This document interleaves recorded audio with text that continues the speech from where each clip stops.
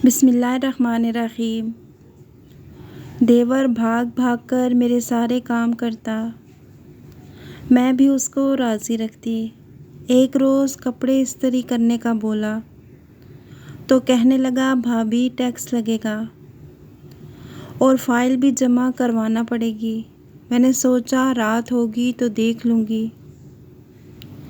रात हुई तो होश उड़ गए। देवर इस्त्री शुदा कपड़े अलमारी में लटकाते हुए बोला, चलें भाभी, जुनैद ये कहाँ ले जा रहे हो मुझे। मैं अपना बाजू छुड़ाते हुए चिल्ला रही थी, लेकिन उसने मेरी बात ना सुनी। जुनैद खुदा का खौफ करो, तुम्हारे भाई को पता चल गया तो क्या सोचेगा तुम्हारे बारे में।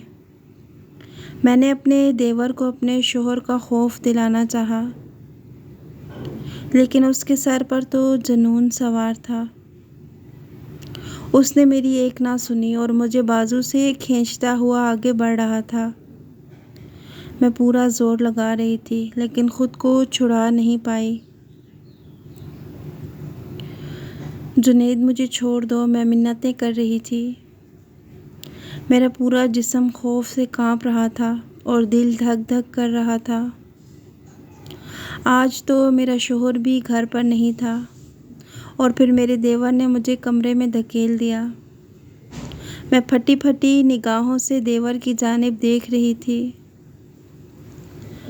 फिर मैं ज़ोर ज़ोर से रोने लगी, मुझे जाने दो प्लीज़, और मेरी आवाज़ गले में ही अटक कर रह गई।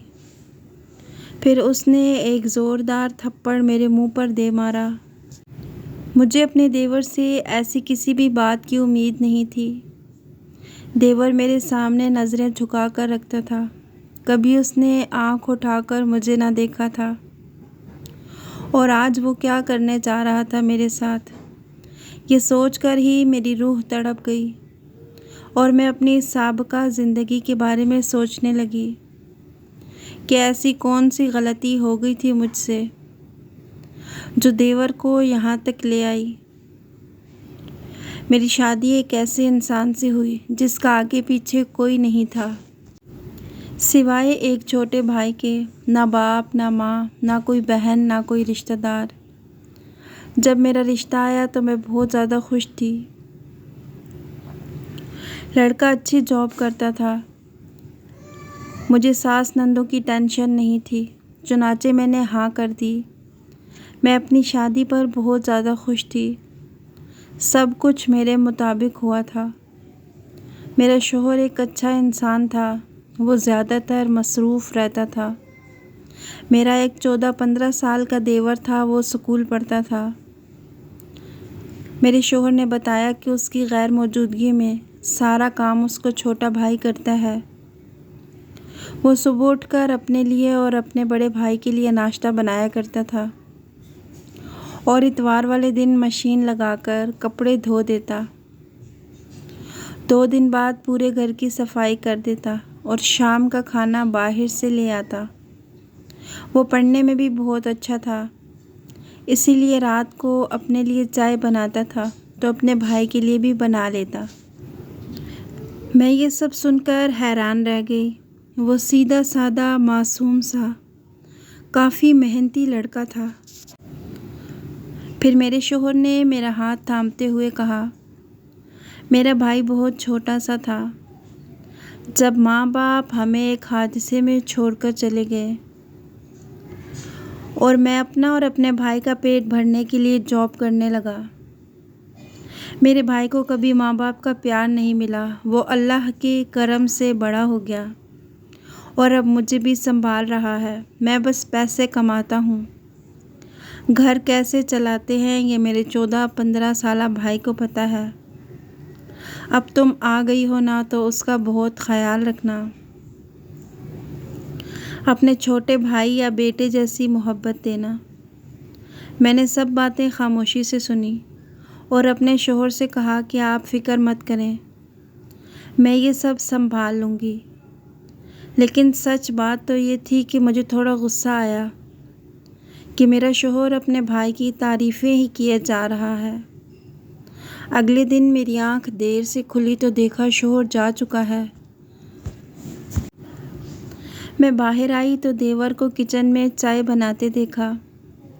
आजकल उसके इम्तिहान हो रहे थे और वो खूब दिल लगाकर पढ़ रहा था। उसे देखकर मेरे जहन में ख़याल आया और मैंने फ़ौरन अमल करना ज़रूरी समझा। जुनैद, मैंने उसे बहुत प्यार से पुकारा। जी हाँ, उसने फ़ौरन अदब से जवाब दिया। उसकी नज़रें झुकी हुई थीं। उसके चेहरे पर मुझे खौफ दिखाई दे रहा था। मैंने सुना है कि तुम नाश्ता बहुत अच्छा बनाते हो। मैं भी तुम्हारे हाथ का नाश्ता करना चाहूँगी। मुझे करवाओगे नाश्ता? मैंने उससे कहा तो उसने हैरत से सर उठाकर मुझे देखा। उसकी आंखों में हैरानी थी। आप बैठे, मैं अभी बना देता हूँ। वो खुश हो गया और फिर खुशी खुशी नाश्ता बनाने लगा। मेरा प्लान कामयाब हो चुका था। मैं अंगड़ाई लेती हुई अपने कमरे में वापस आ गई और अपने बेड पर लेटकर मोबाइल फ़ोन चलाने लगी। 10 मिनट के बाद ही जुनैद गरम गरम नाश्ते के साथ हाजिर हो गया। मेरी भूख तो एकदम से बढ़ गई। खुशबू तो बहुत अच्छी आ रही थी। मैंने तारीफ़ की तो कहने लगा, भाभी आप पहले खा कर देखें, फिर बताइएगा कि ये पराठा कैसा बना है, और आमलेट भी। उसके चेहरे पर मासूम बच्चों जैसी मुस्कान थी। मैं दिल ही दिल में बहुत ज़्यादा खुश थी। वो चला गया और मैंने खूब अच्छे तरह से नाश्ता किया और बाद में सो गई। जब उठी तो लंच टाइम था। गर्मियों का मौसम था। अब मेरा कुछ भी बनाने को दिल नहीं कर रहा था। मैं कुछ सोचते हुए कमरे से निकली और जुनैद के कमरे की तरफ बढ़ी जो पढ़ रहा था। मैंने उससे कहा कि नाश्ता बहुत अच्छा बनाया था। अब ऐसा करो, लंच भी तुम ही बनाना। ऐसा करना कि बिरयानी बना लेना। मैं भी तुम्हारे हाथ की बिरयानी चख लूँगी। इसके बाद तो सारा काम मैंने ही करना है। ये बात सुनकर उसके चेहरे पर परेशानी उभरी थी। भाभी, वो दरअसल मेरा कल पेपर है। खैर चलें, मैं कोशिश करता हूँ। मैं जानती थी कि वो मेरी बात टाल नहीं सकता था और वैसे भी उसने पढ़ लिख कर कौन सा अफसर लग जाना है। उसे बिरयानी का बोलकर मैं अपनी दोस्त के साथ शॉपिंग पर चली गई। मैं 3 घंटे के बाद लौटी तो सारा घर चमक रहा था। मैं समझ गई कि सफाई मेरे देवर की कमज़ोरी थी। वो घर को गंदा नहीं देख सकता था। और फिर मेरी यही रूटीन चली। अक्सर शौहर नाश्ता किए बिना ही चला जाता। कभी कभार मैं उससे बना देती और मेरा देवर मेरे लिए नाश्ता बनाता। मेरे देवर के मैट्रिक के पेपर्स हो गए थे। वो अब फ्री होता था तो घर का सारा काम भी वही करता था। मैं तो नाश्ते के फ़ौरन बाद सो जाती और उठकर अपने कमरे की सफाई कर लेती।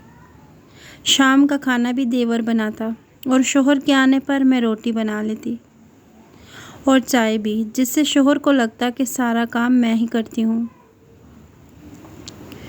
एक हफ्ते के बाद पूरे हफ्ते के कपड़े भी मेरा देवर धो देता। वो खामोशी से सारे काम करता। मेरा देवर अब कॉलेज जाने लगा था, लेकिन मैं अभी भी उससे काम करवाती। उसे कहने की ज़रूरत नहीं पड़ती थी। अब वो अक्सर देर से घर आता था। एक दिन मेरे पास आया और कहने लगा, कल मैंने फ़ीस जमा करवानी है। आप रात को भाई से बात कर लेना, मैं ज़रा देर से घर आऊँगा। उसकी बात सुनकर मेरी भवें सिकुड़ गईं कि अब इसे इतने ज़्यादा पैसे देने पड़ेंगे। कॉलेज की फ़ीस तो कम से कम 1 लाख होगी। मैं ये बिल्कुल भी नहीं चाहती थी कि मेरा शौहर फजूल में इतने पैसे अपने भाई को दे दे। चुनांचे मैंने शाम को अपने शौहर को बताया ही नहीं और सुबह हुई तो देवर ने फ़ीस का पूछा तो मैंने झूठ बोला और कहा कि तुम्हारे भाई कह रहे थे कि अभी हालात तंग चल रहे हैं, इसलिए पैसों का इंतज़ाम नहीं हो सका। ये सुनकर देवर परेशान हो गया। उसका मुंह लटक गया। और वो खामोशी से चला गया। मैंने सुकून का सांस लिया और उसके बाद देवर ने दोबारा कोई बात नहीं की। वक्त गुज़रता गया, मैं भी अपनी ज़िंदगी में मसरूफ़ हो गई और देवर भी। अलबत्ता जिस दिन देवर मुझे फ़ारिग मिलता, मैं उसे किसी न किसी काम पर लगा देती। मुझे शुरू से ही काम करने की आदत नहीं थी, बल्कि मैं कामचोर थी। मैंने सोचा था कि ससुराल अपने साथ नौकरानी रख लूँगी, लेकिन यहाँ मुझे काम करने वाला देवर मिल गया था। इसीलिए अब नौकरानी की भला क्या ज़रूरत थी। जिस दिन शौहर घर होता, तबीयत ख़राब होने का बहाना बना लेती और शौहर खाना बाहर से ले आता। मैं बिल्कुल वैसी ज़िंदगी जी रही थी जैसी मैं जीना चाहती थी। मेरा देवर अब रात 10 बजे वापस आता और सुबह जब मैं उठती तो किचन साफ़ सुथरा होता, क्योंकि रात को देवर सारे बर्तन धोकर और किचन साफ़ करके सोता था। मुझे कहने की ज़रूरत नहीं पड़ती थी। एक दिन मेरे शौहर ने मेरे देवर से पूछ ही लिया कि तुम रात देर से घर आते हो, कहाँ रहते हो? इस पर देवर ने कहा कि मैं रात को ट्यूशन पढ़ाता हूँ। देवर ने जवाब दिया, पहले तो मैं डर गई कहीं देवर फ़ीस का ज़िक्र ही ना कर दे, क्योंकि देवर के नाम पर मैं अक्सर अपने शौहर से पैसे लेती। वक्त गुज़रता चला गया। मेरा देवर अब बड़ा हो चुका था, तो काम के सिलसिले में घर से बाहर चला गया। वो 2 महीने मैंने किस मुश्किल से गुजारे ये मैं ही जानती हूँ। मुझे पूरे घर का काम करना पड़ता था, जो मुझसे होता नहीं था।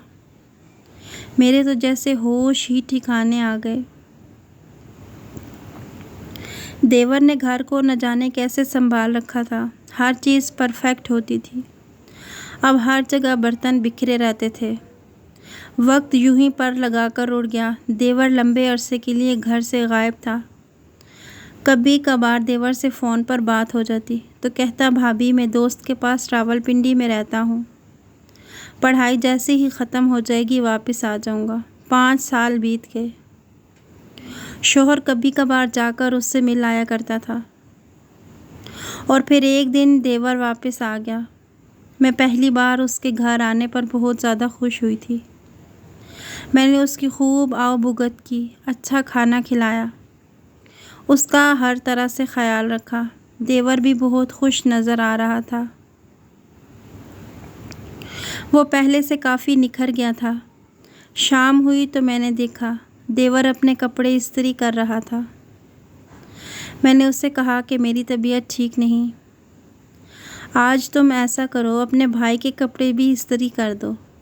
देवर ने जब ये बात सुनी तो कहने लगा, भाभी इस काम का टैक्स लगेगा और फाइल भी जमा करवानी होगी। उसकी बात सुनकर मुझे लगा कि मजाक कर रहा है। मैंने कहा, ठीक है, मैं टैक्स अदा कर दूंगी। देवर ने सारे कपड़े इस्त्री कर दिए। फिर जैसे ही शाम हुई तो मुझे अंदाज़ा नहीं था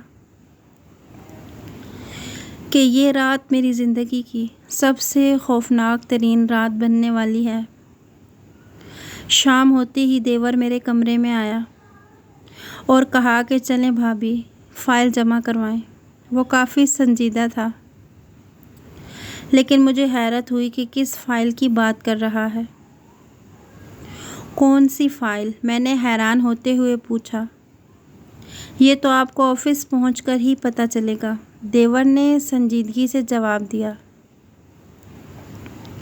अगर ये मजाक है तो मेरे पास बिल्कुल भी टाइम नहीं है, मुझे ज़रूरी काम से जाना है, मैंने लापरवाह अंदाज में कहा और अपना बैग उठाती हुई कमरे से बाहर निकल आई। लेकिन देवर ने आगे बढ़कर झटके से मेरे बाजू थाम लिए। मुझे तो जैसे करंट लगा था। जिस देवर ने कभी मुझे नज़र उठाकर देखा नहीं था, उसने आज मुझे छुआ था, और वो भी इस तरह। ये बहुत बड़ी बात थी। ये क्या बदतमीज़ी है, छोड़ो मेरा हाथ, मैंने गुर्राते हुए कहा। देवर के साथ पर्दा करना बहुत ज़रूरी है, देवर के बारे में किसी ने आप सल्लल्लाहु अलैहि वसल्लम से पर्दे के बारे में पूछा तो उन्होंने फरमाया, अलहम्बु मौत, उनके देवर से पर्दा करना मौत की तरह है। मैंने कहा, छोड़ो मेरा हाथ। उसने गुर्राते हुए कहा, छोड़ दूंगा, पहले सारे हिसाब बराबर करने दें। देवर का अंदाज़ कुछ ऐसा था कि मेरी रीढ़ की हड्डी में सनसनाहट हो गई। मैंने ख़ुद को छुड़ाने की बहुत कोशिश की, लेकिन देवर मुझे खींचकर कमरे की जानिब ले जाने लगा। मैं डर गई थी और अब उससे कह रही थी कि तुम्हारा भाई तुमसे नाराज़ हो जाएगा, उसने तुम्हें मुझसे बदतमीज़ी करते देख लिया। मेरी एक बात उसने ना सुनी। वो मुझे कमरे में ले गया और एक ज़ोरदार थप्पड़ मेरे मुंह पर मारा और कहने लगा, ये थप्पड़ इसलिए कि आपने भाई को हमेशा धोखा दिया। वो गुस्से से लाल पीला हो चुका था। मैं हैरान रह गई। फिर उसने एक फ़ाइल उठाई और मेरे सामने रख दी। आप छुप छुप कर जो बिज़नेस कर रही हैं, ये उसकी तस्वीर है। आपके ज़िम्मे जितना भी टैक्स है वो आपको अदा करना होगा। वो क्या बोल रहा था मुझे कुछ समझ नहीं आ रही थी। कहने लगा, ये देखें, मैं एक इनकम टैक्स ऑफिसर हूँ। मैं जानता हूँ कि आप गलत कामों में मुलव्विस हैं, लेकिन इससे पहले कि इनकम टैक्स वाले आपको लेकर जाएं, खामोशी से टैक्स अदा कर दें। उसने ऑफिसर कार्ड मेरे सामने किया तो मैं हैरान रह गई। वो वाकई ऑफिसर बन चुका था और इतना लंबा अरसा वो घर से इसीलिए गायब था कि वो ट्रेनिंग पर गया हुआ था। और इस फाइल में वो सारा हिसाब किताब है जो आपने मेरे नाम पर भाई से पैसे लिए थे, वो सारे अब आपको मुझे अदा करने हैं। मैं खाली नज़रों से देवर को देख रही थी।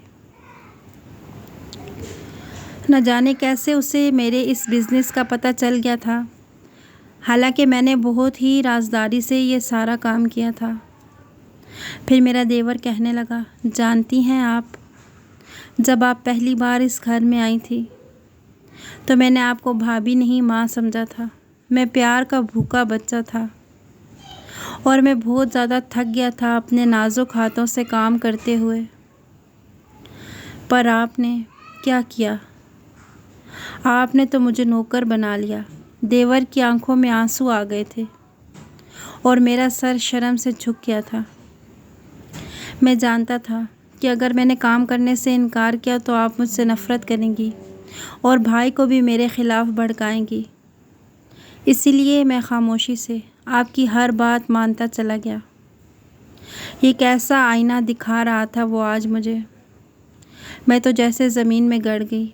आप चाहती तो नौकरानी रख लेती, पर नहीं, आपको मुफ्त में सब कुछ मिल रहा था। खैर, ये वक्त इन बातों का नहीं है। मेरे ऑफिस वालों ने ये फ़ाइल मुझे दी है। वो आपको गिरफ़्तार करना चाहते थे। मैंने उनकी मिन्नतें की हैं कि मैं आपको मना कर दूंगा, क्योंकि मैं ये नहीं चाहता कि आपकी वजह से मेरे भाई की बदनामी हो। और ये सुनते ही मैं फूट फूट कर रो दी थी। न जाने क्यों मैं इतनी पत्थर दिल बन गई थी। मेरे अंदर इतना लालच कहाँ से आ गया था। मैंने अपनी दोस्त के कहने पर शोहर से छुपकर बिज़नेस शुरू कर लिया, लेकिन मैं जानती थी कि ये गलत काम था, पर लालच ने मुझे अंधा कर दिया।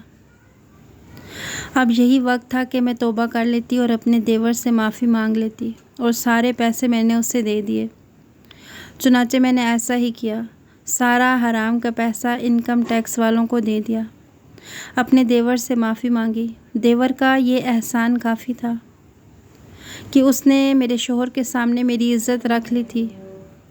पैसा तो आनी जानी चीज़ है, आज है कल नहीं। इसके बाद मैं सुधर गई और मैंने गुनाहों से हमेशा के लिए तौबा कर ली। असल चीज़ तो रिश्ते हैं जो अब मैं खोना नहीं चाहती थी, ना ही शोहर को और ना ही भाइयों जैसे देवर को। तो नाज़रीन, ये थी हमारी आज की वीडियो।